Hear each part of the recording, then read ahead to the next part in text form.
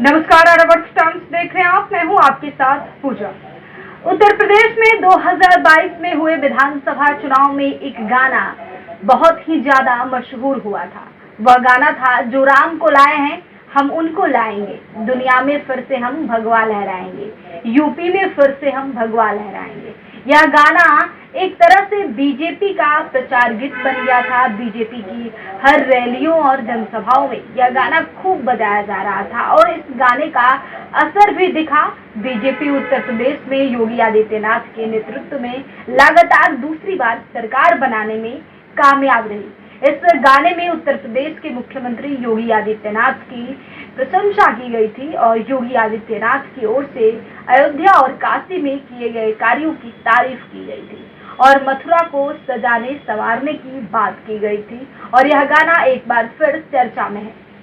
अब साथ सोच रहे होंगे कि क्यों चर्चा में है। दरअसल आपको बता दें कि इस गाने वाले जो है कन्हैया मित्तल कांग्रेस में शामिल हो सकते हैं। खबर यही आ रही है और उनका कहना है कि बीजेपी के सदस्य हम कभी भी नहीं रहे हैं और हम चाहते हैं कि सनातन धर्म की बात करने वाले हर दल में हो, इसीलिए वो कांग्रेस में जाने की सोच रहे हैं। उन्होंने बीजेपी के साथ किसी तरह के मतभेद से इनकार किया है। सुनिए क्या कुछ बोल रहे हैं कन्हैया मित्तल। भाजपा से हमारा कोई ऐसा मतभेद या मनभेद नहीं है। कुछ लोग कह रहे हैं टिकट नहीं मिला पंचकुला से तो इसलिए कांग्रेस ज्वाइन कर रहा है, ऐसा कुछ भी नहीं है। और टिकट अगर चाहिए होती तो मैं कुछ लोगों से बात करता और ले आता, कोई बड़ी बात नहीं है टिकट मेरे लिए। लेकिन मेरा विचार जो है, मेरी मित्रता है सबसे।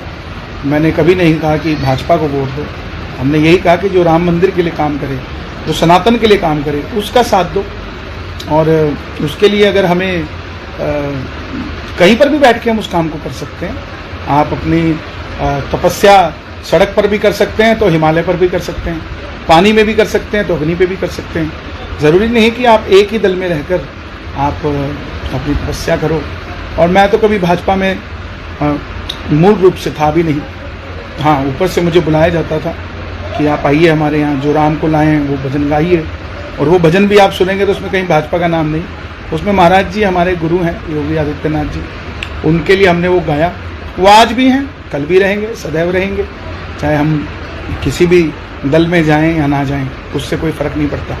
एक माँ के दो बेटे अलग अलग दलों में भी है तो उनकी माँ नहीं बदल जाती। ऐसे ही हमारे गुरु हैं, गुरु रहेंगे।